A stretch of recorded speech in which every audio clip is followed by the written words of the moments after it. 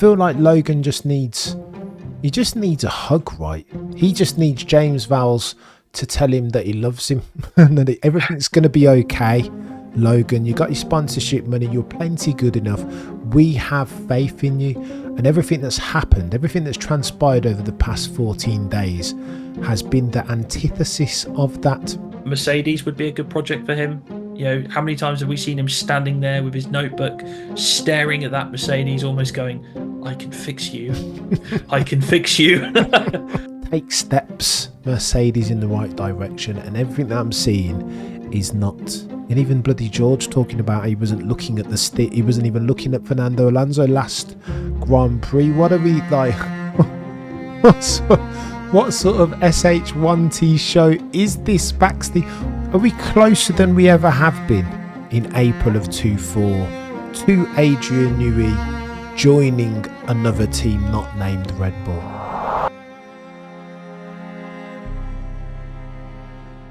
Hello and welcome to another episode of the Shakedown podcast, the 70th iteration of, with me as always, my brethren, my colleague, my co-host, the one they call Sir Baxley B. How are you doing, chap?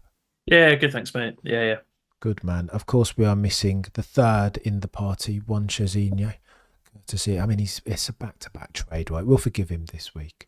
We miss you, mate, but we'll be back same time, same place next week, of course. Baxley, talk to me about this F1 stuff because there are so many topics that I want to chop it up with you. Let's talk about Williams first and foremost. For those of you who've been hiding under a rock, we get the news that one Logan Sargeant will be given a cut and shut that Alex Albon stacked at the Australian Grand Prix. For this, the Japanese Grand Prix. Baxley, to that news, how do you react, sir?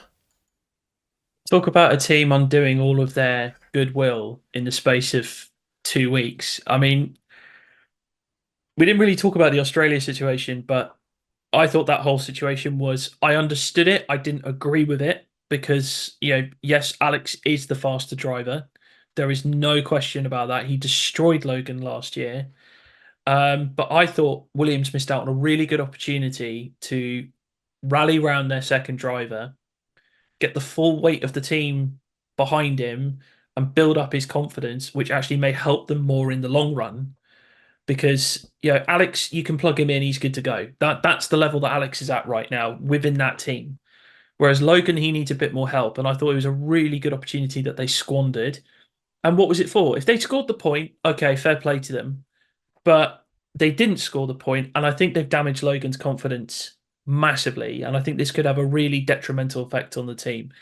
You then hear this story that he's now taking that damaged chassis onto his car. It's apparently about 100 grams heavier than Alex's chassis will be. And I'm just, again, I'm left scratching my head, and I'm just going, look, I get it. Alex is quicker, but with the way the midfield is right now and where you are within that midfield, you're not going to be scoring points. Let's be honest here, unless something miraculous happens.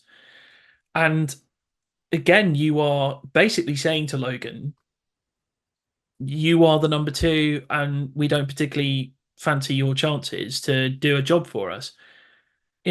Okay, they have evidence to back that because, Logan had some hairy moments last year. But, what was the point in re-signing him? They made this big song and dance about the fact that we're keeping Logan for next year. He's done enough to prove it. And within 3 to 4 races, they've just gone, you might as well go and, as soon as he turns 18, go and pluck Kimi Antonelli out of his Prema and stick him in the car, honestly. Well, you say that, Baxley, and that sounds like that. Are you saying that tongue-in-cheek? That's partly why I said it, yeah. I was going to say, yeah. That sounds like that might not be beyond the realms of possibilities. Go on, let's talk to this Williams thing very quickly. Because last weekend, or weekend before last even, at the Australian Grand Prix, Baxley, my reaction to it was, well, as skullduggerous as it is, this is F1, right? This is the history. You can't even separate F1 from a history, ostensibly, of being skullduggerous. These guys have done it all. Like Will Buxton came out and referenced all the times when Sterling Moss gave up his car for Fangio and all this other stuff, or whatever it was. Is F1 history true? And I get the reason why, as far as their process is, why James Vowles. Listen, the point is important for a team that's milling around midfield slash towards the end. Like the point matters as far as the sponsors and the viewing time, etc., etc. I get it. So I understand, as harsh as it was, I understand why they put Alex Albon in that card. This one though, Baxty, this one hits different for me, bruv. To put now, 2 weeks later at the Japanese Grand Prix, to put Alex Albon in the brand new, fresh, sparkling car and Logan Sargeant still feeling like the legacy downside of that crash that he wasn't responsible for is an absolute piss take, Baxter. It angers me. It really does anger me, not least because Logan Sargeant is the only one of those two drivers bringing some material sponsorship money to the team. So what WTF, Baxter? Like, what are we doing here? Outrageous. No, I 100% agree with you. I think, it's once again just nailing that point home of you are the number two driver, and if he'd been responsible for the crash, I fully understand it and we wouldn't be having this discussion. But Alex was the one who crashed the car. So I felt like he should have been the one to face the consequences of that crash, even though, again, I understood the decision. You want to maximize your performance. And again, Logan is being made to suffer for the mistakes of somebody else. Now I like Alex. I think I rate Alex as a driver, but I'm not going to sit here and just be like, oh well, just because I like him, I'm not going to criticize him. No, he made a mistake and he cost the team money and repair costs. Yeah, and clearly Williams aren't as financially sound as everyone says they are because they don't have a spare chassis, and it has been reported, they haven't said who, but there is another team in a very similar situation that they too do not have a spare chassis. We're in the fourth Grand Prix of the season. You thought they'd have another one ready to go.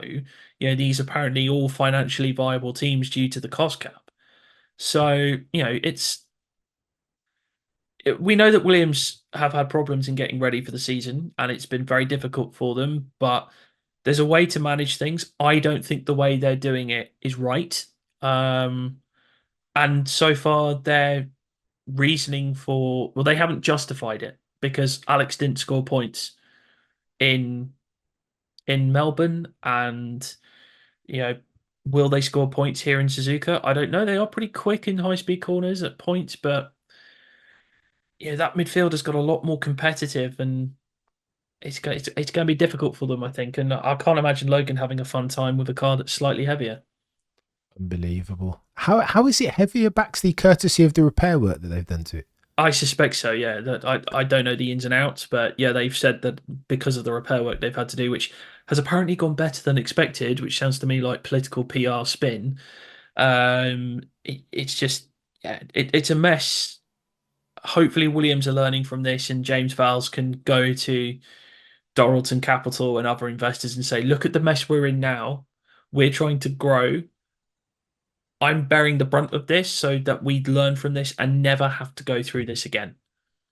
But yeah, I hate to think what this is doing to Logan's confidence, because hopefully it will give him a kick up the backside and he can start to perform. But history says that otherwise. That this I mean, Felipe Massa is the classic example with the whole Fernando is faster than you. He never recovered from that. Never recovered from that. That was the beginning of the end, wasn't it, Baxley? The beginning and the end for one Felipe Massa. It's interesting.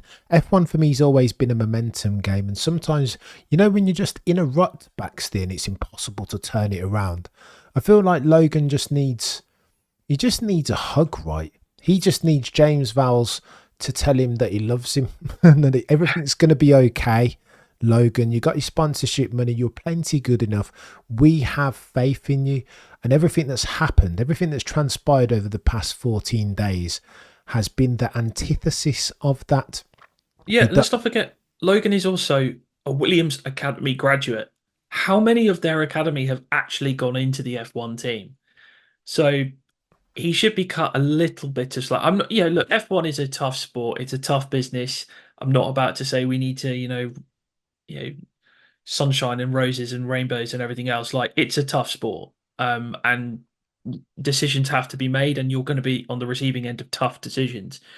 But yeah, I can't imagine this is going to do good for Williams in the long run. I think that they are just destroying the confidence of a driver unnecessarily, and I don't think it's going to reflect well, and it's going to end in tears.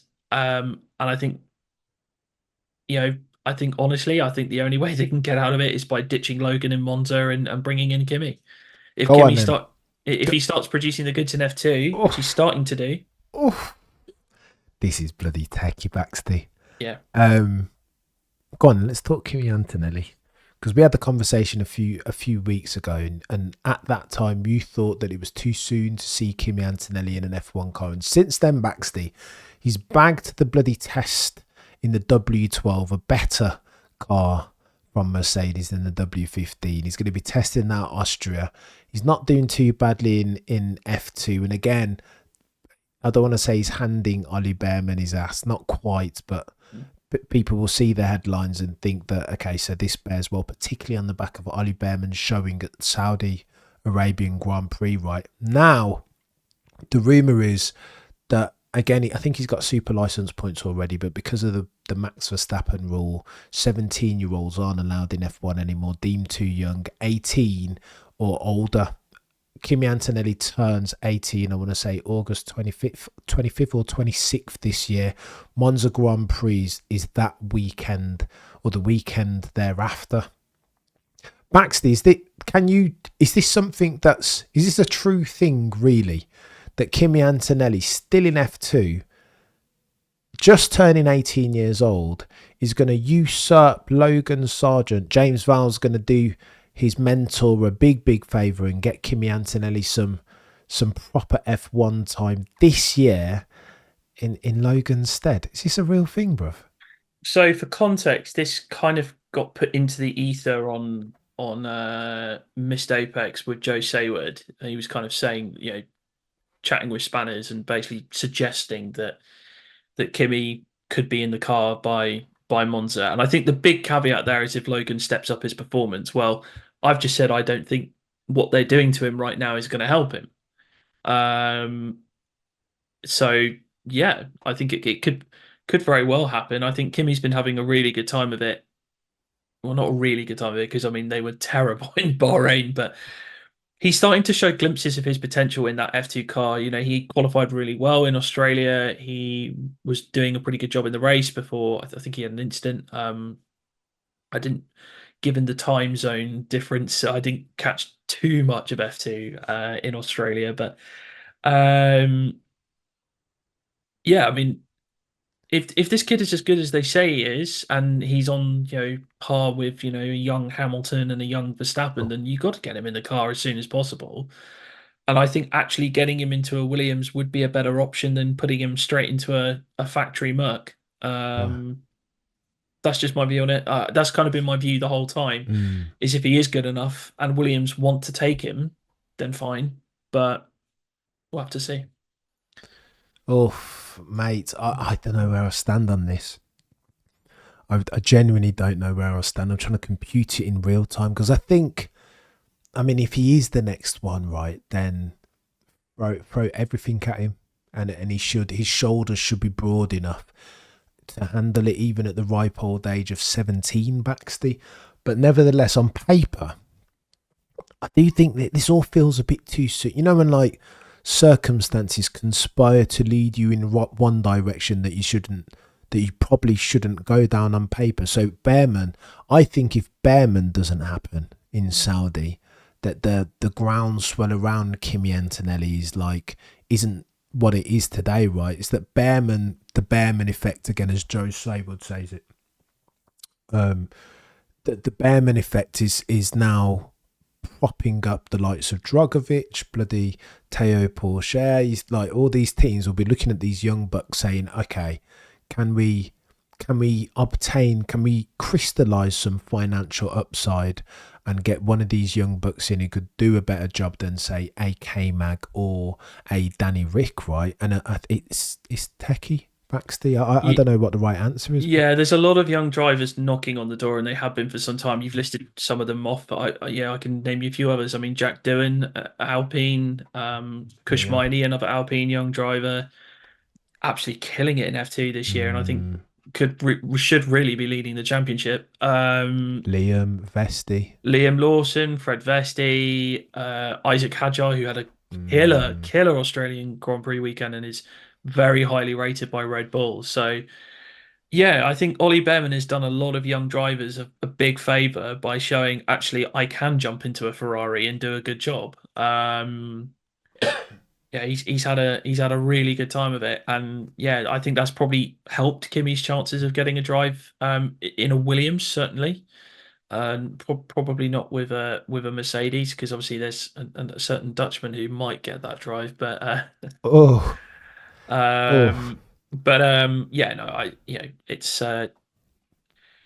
I'd be more than happy for just to be 100% clear, I'd be more than happy for Kimi to jump into a Williams either halfway through this year or definitely from next year and do like George Russell did and spend a year or two honing his craft and before going into a factory Mercedes seat. I just think the factory Mercedes seat is a step too far for him at this stage.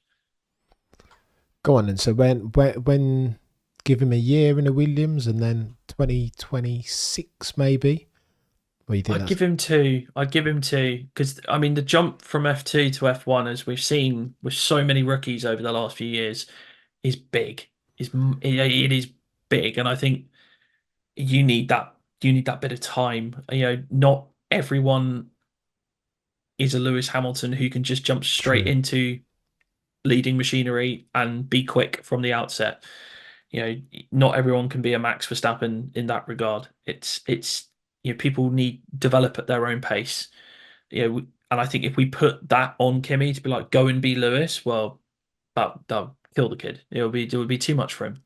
You know what, Baxter? I think you mentioned the right names there in Lewis and Max, but particularly Max, right? I think Max's influence on the sport now is all pervasive, all encompassing, even Hmm. because if I know Toto Wolff, I think it will still be a bitter pill the fact that he lost Max Verstappen to Red Bull because he was onto him, right? Just the fact that he had Nico and Lewis in the car at the time and didn't have a junior team in which he could sandwich one Max Verstappen. So I think Toto's still burning from that.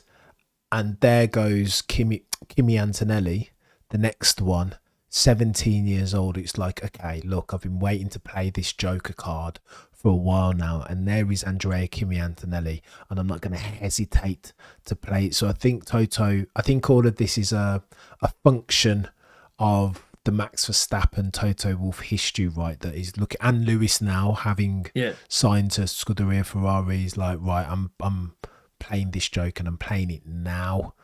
You know what I But mean? obviously he has another trump card in his back pocket, which is, well, I could play the Kimi card, but there's also a card that's been locked away for years and now might be available to me, which is let's just go and get Max. Like, Yeah, um, that's why he did. He said it a gazillion times now over the past yeah. couple of weeks that listen, Sainz would be good, Alex would Mm. be good. There's a couple of others that we're considering, one of whom, of course, is Sebastian Vettel. But top of that list at all times, for the avoidance of doubt, is Max Verstappen. No, I that's think the thing. Why would you not get the world champion in your car? I mean, 100%. okay, look, people are making the very legitimate point of why would he go from the all dominant Red Bull to Mercedes? We know the reasons why. There is so much internal conflict in that team right now, all swirling around Christian Horner. We've litigated that one to death. And the reason he might want to move is that he just feels that the relationship is untenable.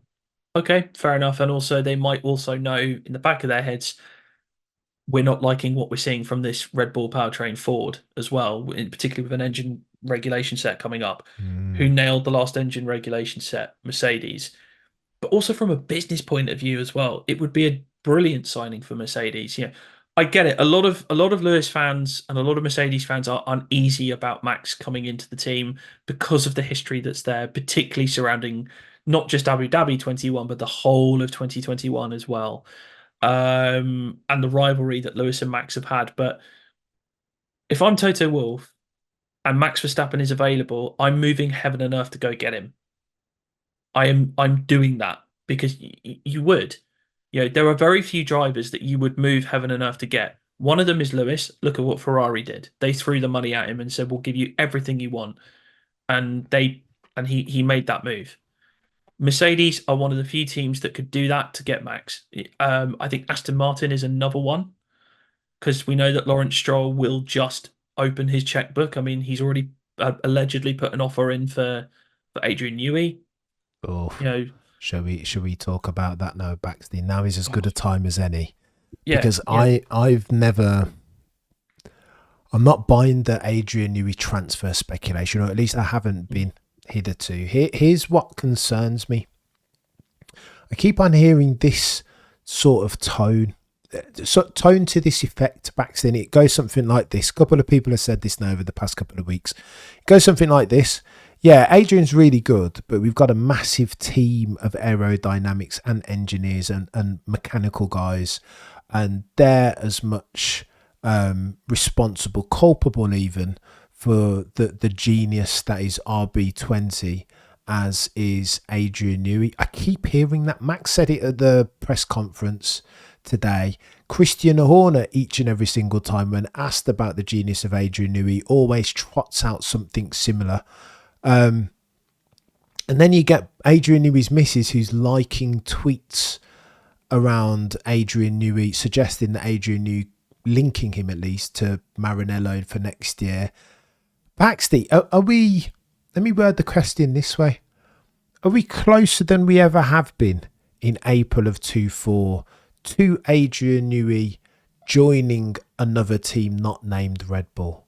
yeah. I think so. Yeah, 100%. I think I don't think people have quite realised the severity of the situation at Red Bull. I did the how bad that internal conflict is. You know, for people to be suggesting that Red Bull can win without Adrian Newey is ridiculous. Like without him, the success that they had does not happen. You might go and win races, you might win one championship, but you don't get the domination because you don't have his genius. You know, and yes, he has cultivated a team around him. Look at what Dan Fallows is doing at Aston Martin. He was a Adrian Newey disciple. He's taken his lessons from there and he's gone to Aston Martin to implement those ideas. Yeah, and that's absolutely fine. That's how these things work. You know, from an opera perspective, you know, talking about my industry for a few seconds, you can see the lines of learning, like particularly in the great tenors of the past. You can go, right, this tenor learned with this tenor, who learned with this tenor, and you can just trace it all back. And that's the same with aerodynamicists. You know, it's like Adrian Newey has, you know, he learned from people who then he's now gone on to teach other people. You know, you know, it's all there, and it. I think there are a few options for Newey to where he could go. Ferrari is the one that I think a lot of people would love him to go. The Oh, romance of it, oh, and he has turned down big offers from them in the past. Aston Martin would be a good project for him. You know, I think Mercedes would be a good project for him. You know, how many times have we seen him standing there with his notebook, staring at that Mercedes, almost going, "I can fix you. I can fix you." um, it just depends on what they offer him because we know that he's fiercely loyal to Red Bull and the atmosphere that's there. But trying to dismiss his impact on that team is ridiculous and his impact on the sport. And yeah, he's won championships at Williams, he's won championships at McLaren and at Red Bull. Um, I just think that, you know, wherever he goes, as long as you give him the right tools and give him what he wants, almost like Lewis in a way, you know, give him what he wants and he'll deliver for you. And I'm not going to try and predict where he's going to go or if he goes at all. You know, he is so loyal to Red Bull that it wouldn't surprise me if he stayed. But he is without a doubt one of the most influential, if not the most influential person Formula One has had in the last 30 to 40 years. 100%, bruv. So why do they keep on downplaying his involvement? Is that a function of the power struggle that's ensuing at the Yeah, Bulls that absolutely. Yeah, they're are trying red? to Mate. they're trying to, you know, be like, oh, we can win without him. You know, it doesn't matter. We don't need Adrian. We're a great team. You are a great team. Don't get me wrong. You are a great team. You know, operationally, strategically, you've got a fantastic team there, but you still got to have the car. That's the classic 101, isn't it? If you don't have the car and if you don't have a guy to design you the car, look at the problems Mercedes are in right now. We've got James Allison there. James Allison is brilliant, and you can see what they're trying to do. It's just they've got these major correlation issues which are holding Mercedes back. And Newey was held back for 8 years because of a dodgy Renault engine. It's just one of those. But yeah, don't downplay his significance. I mean, let's not forget people were trying to downplay Seb by saying it was all Mate, what do Newey's you mean we're success. trying to? What? I'm still on that train, Baxty. I'm not even playing with you. You still needed somebody to drive the car. Like you could You easily still have got to put, you still got to execute, Baxty. yeah, But I wasn't having it at the time, nor am I now, nor will I ever. Excuse me, nor will I ever. That Sebastian Vettel in equal machinery was capable of challenging either Alonso or Hamilton. You're having a lot. yeah. I think Seb. I was always a Seb's a car merchant until you went to Ferrari, and then I was like, okay, okay. He What proved are me you wrong. saying, What are you saying, Baxi? He That was the proof that ultimately made me Well, yeah, like vindicated in my stance. there were two. It's double-edged sword, isn't it? Because like, okay, he's proved that he can win without an Adrian Newey car, and he's proven that he can challenge, but in equal machinery, he can't quite live with Lewis. Right, and win what, Baxty? I'm not talking about single races here. I'm No, talking no, about that's what I'm saying. He didn't win any hang. championships. Like, yeah, That was the he showed he problem. could hang, but he couldn't quite deliver when the pressure was really on in 2017 and That's what I'm 2018. saying. Yeah, Yeah, that extra. Excuse me, that extra yeah. tenth. He just didn't. I Had it don't in know. qualifying. Definitely had it in qualifying. Like over one lap, one of the best there ever was. Oh, did you say that really, Baxty? Oh yeah, Bloody yeah, yeah, hell. absolutely. Like top tenner one lappers for sure. Oh, Not all time. okay. People Okay. know my top 10 all All time right. list, but one lappers for sure. Yeah. I want to fight you on that, you know. I do want to fight you on that, Maxty. I'll leave it another day. A conversation for another day. Go on, and let's talk about Carlos Sainz. Excuse me, as I've got hiccups. Let's talk about Carlos Sainz Jr. because the magic roundabout that is driver silly season ensues still. Carlos Sainz today at the press conference, he was asked whether he knows where he's going to be next year. He said that he's talking to a load of teams and he doesn't know when. He's trying to expedite that process though. Baxty, if pressed and you are Carlos Sainz Jr.'s team, what team do you want to see your charge at? It's for the longest time, I would have said to you Audi. Like go to Sauber, take some pain for a year, and then hit the ground running with Audi in 26. But then that little rapscallion Christian Horner had to make his little comment saying, oh, there's a very fast driver who won the Grand Prix today in Australia. And I just thought, oh, Carlos Sainz in a Red Bull, that would be interesting. Now, for me, the only way that move happens is if Max leaves. I don't see them putting those two back together. I think they would rather keep Checo for another year um, than have potential Carlos Max friction. Because we've seen with Carlos at Ferrari, he's not going to back down. Like he will not back down. He will take it if he's got an opportunity to fight. He will get there. But um, I that's the only way I see that move happening. I still seeing Audi being his most likely option.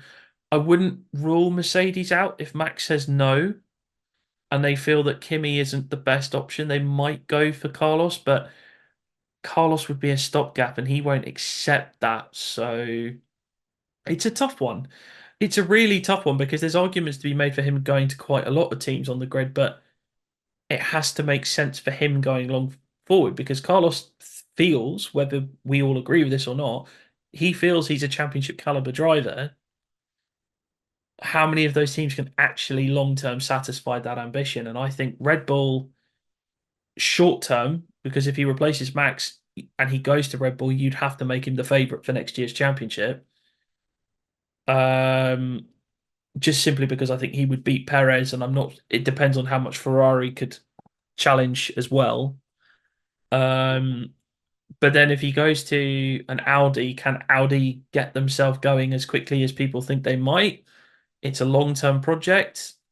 And then, maybe Aston Martin would be a good call for him if Fernando isn't retained or Lance decides, actually, this ain't for me, boys. It's lots of options there. Finding the right one is going to be very tricky because we've seen so much in the past that driver moves rely on timing. Lewis Hamilton seems to be the master of finding the right time to make a move. Fernando Alonso seems to be the master of finding the wrong time to make a move. So it's a very, very difficult one. But I think the entirety of the 2025 driver market hinges on Mercedes. The whole thing. Everyone will be watching and waiting to see what Toto Wolff does.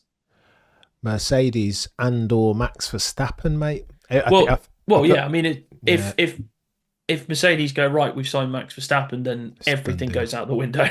Bloody Nora, that would be absolutely Yeah. the chaos, Baxty. The chaos. Speaking of Max Verstappen, talk to me about what you're expecting from the chap at this weekend's Japanese Grand Prix, because a spiteful Max Verstappen, keen to show that the previous race weekend's events were anomalous, doesn't bode well for the other 19 on the grid at Suzuka, the Japanese Grand Prix, a track around which he's historically gone very, very well. Baxley pitched to me a world in which Max Verstappen doesn't demolish the other 19 on the grid this weekend. So I popped over to see my mate Doctor Strange, and I got his little thing, and I went through all the various combinations, and I didn't see anywhere Max lost. Like, he's more inevitable than Thanos. It's. I mean, obviously, reliability could become a factor, and the changeable weather conditions could be a problem if Red Bull don't set their car up right. But it's. I mean, Red Bull don't make mistakes like that at the moment, do they? They're so on it, and even in wet conditions, Max is ridiculously quick. Oh my God! What do you mean? Even in, especially in Baxley, this is like So I mean, a shark in water, eh? I think there is the odds are stacked very heavily in his favour winning this weekend. I mean, we saw what he did last year post Singapore when he just went and absolutely annihilated everybody. And I would expect him to do the same. But Formula One is a strange mistress. And often we think, things are going to go well. And we thought he was going to destroy everybody in Melbourne. And actually, Ferrari were there genuinely on pace. Now, I know Melbourne's always been a bit of an outlier track. It's not the most reliable. You do sometimes get a bit of convergence there. But I think, look, if Ferrari can challenge in Suzuka, they can challenge anywhere. And that this is actually a really important weekend, I think, for not just the front of the grid, all across, because I think this is going to be the clearest picture yet where we see where these teams truly are. I mean, one prediction I'll happily make is that Alpine are going to be off the back. See you later. I mean, that team is just a mess. I think Mercedes are going to be in for a world of pain unless they've miraculously sorted their correlation issues out in 2 weeks. Not going to happen. But going back to Max, I think he should dominate. He should win easily. He should win by about 20 seconds. But stranger things have happened. Stranger things have happened. It is the weird and wacky world of F1, is it not? And you know what? It'd be interesting. I think you've summarised it not nicely though, Baxter, as far as what this means for the rest of the season. This is the time. This is go time now for the other 9 teams on the grid, because Red Bull around Suzuka in the hands of Max Verstappen. Upgraded RB20 as well. I know, bloody Nora. They've got all like halo inlets revised and all this other stuff. New floor, etc., and it's going to get techies, and it backs the. I'm expecting to see. My highlight of the weekend preemptively. I just want to see another god tier quali lap from the Dutch fella, because he's not bad, is he? No, he did pretty well last year, didn't he? Yeah, just a bit. One of the best laps that you'll ever see. So I'll be watching out for that on board, if not for anything else. Baxley, finally on all things F1. Could you tell me, give me a prediction, a hopeful prediction for this weekend? What's the storyline that you're looking out for? Well, I mean, obviously, I'm going to be looking at Mercedes.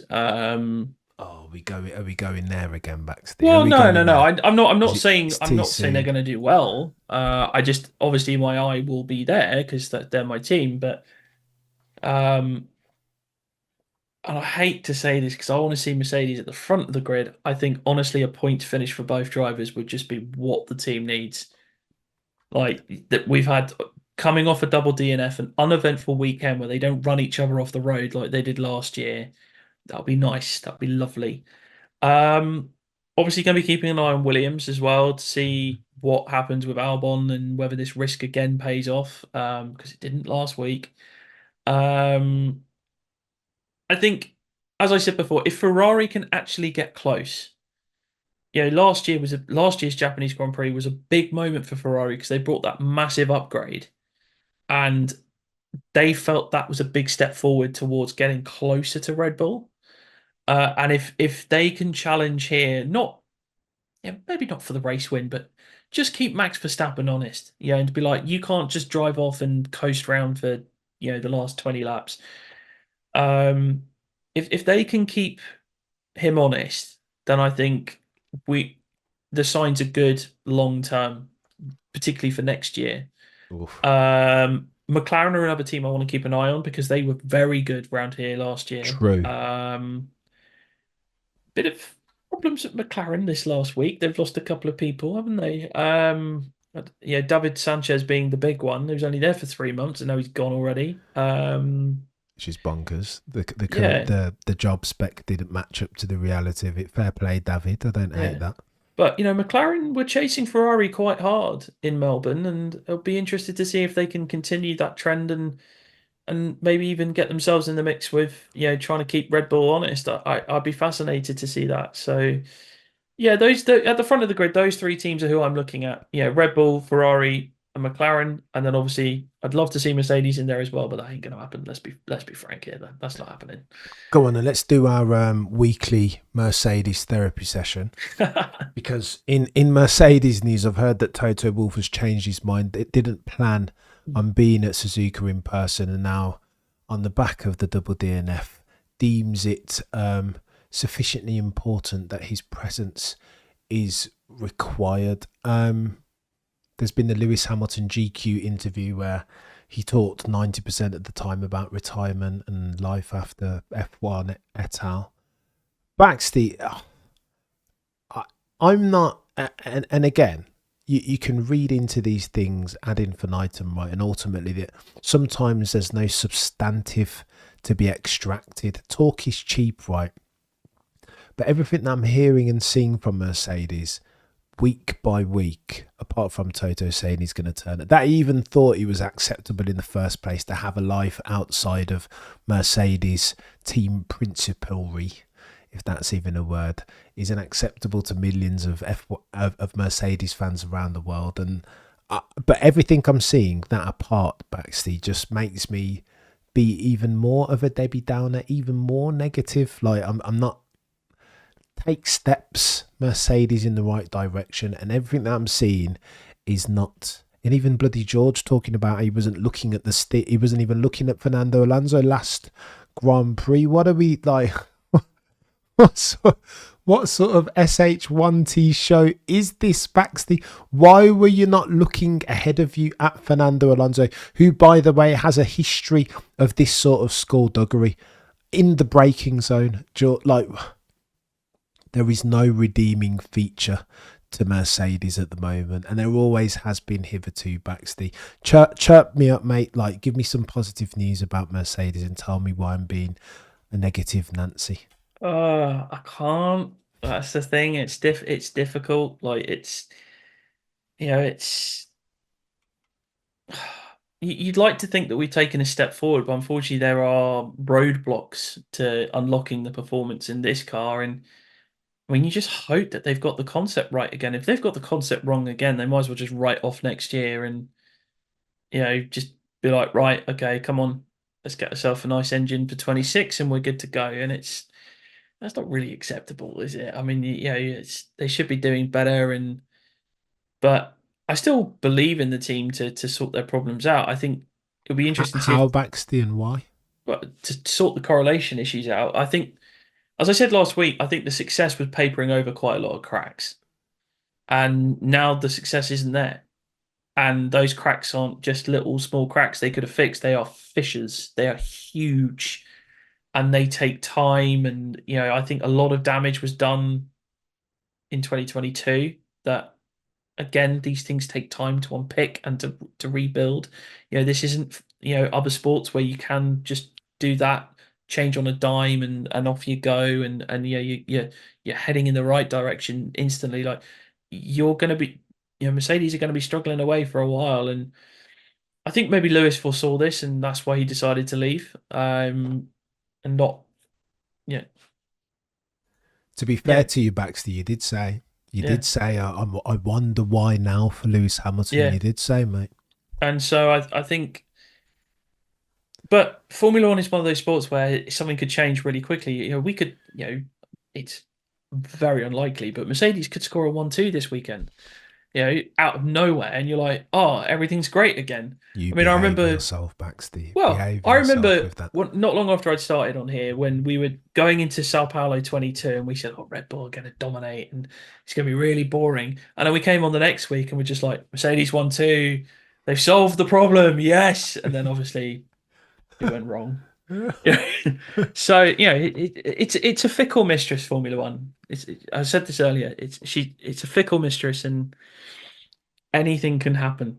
Anything can happen. And, 99% of the time, you know what's going to happen. It's just that 1% where, you could score a shock podium out of nowhere or, even get a win or whatever. I mean, it's one of those things. You're gonna need an Olivier Panis-esque Monaco Grand Prix, right, where everybody just drops out and then Mercedes, by virtue of having been reliable, managed to get themselves a podium. Maybe I think it will need another circumstance like that because they're so far down at the moment. Yeah, they've definitely been usurped by Ferrari and McLaren for sure, and I think they're kind of in a bit of a dogfight with Aston for fourth place. Jesus Christ, I think, I think this is a symptom of the correlation issues that they got, but also you've got to give credit to Ferrari and McLaren. They have sorted their problems 100%. out and they are getting their act together. So, people say, "Oh, we've fallen behind Ferrari and McLaren." It's like, they've done a better job than us. Get over it, losers. That's it. 100%. Like, get over it. We are not doing a good enough job. We have to sort our proverbial out.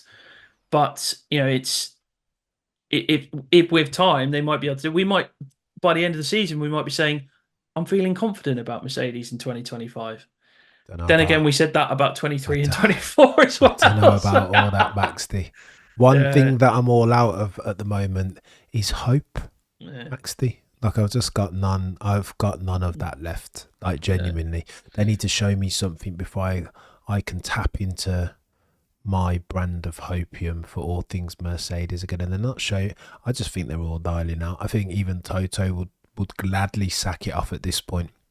Lewis not going to be there any longer, completely on a sabbatical for the remainder of this season. George can't remember to look through his visor into a braking zone with Fernando Alonso ahead of him, and I'm like, what are we doing here, chaps? Like, I mean, you said it yourself earlier on. The momentum, sometimes you just get in a rut and it's impossible to get out of. And I think Mercedes are currently in one of those. All teams go through it. They all do it. Just because they won 8 constructors championships in a row doesn't make them immune from it. They're in a mess, but as I said before, I always trust the team to pull themselves out of it. I don't care how long it takes. As I said, it's not going to happen for Lewis. He's gone. That's it. Done. Finished. But at some point, Mercedes will win again and they will win championships again, and it's going to taste very, very, very sweet. Oh, I love that, Baxter. I would counter that between now and then, if indeed the theory that you posit is to be proven correct, that they'll need to change something fundamental, right? The way they're going about their business at the moment isn't commensurate with that of a a world championship F1 winning team as far as as long as I've been watching F1 at least. They'll need to change something drastic, whether that's a couple driver changes, whether that's a team principal change, whether that's technical nous check. That something needs to change because they're not moving like, Baxter, anecdotal evidence. And again, some take from this what you will, 'cause sometimes it matters for nothing. But sometimes you just look at Frederick Vasseur, a good example. He's brought something to Ferrari, Baxter, that makes me feel like they look like champions. That swagger is back at Ferrari.